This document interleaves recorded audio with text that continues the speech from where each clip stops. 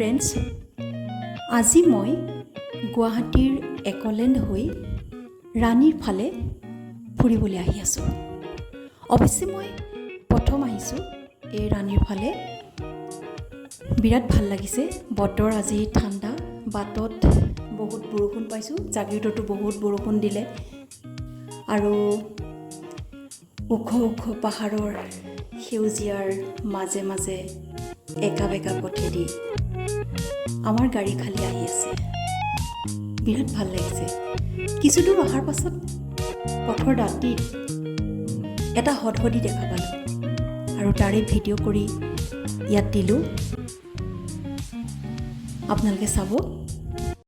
ৰাণীলৈ আহিছোঁ আৰু বাটত এইটো সৰু এটা জলপ্ৰপাত পাইছোঁ। জলপ্ৰপাত কম নে হদহদি কম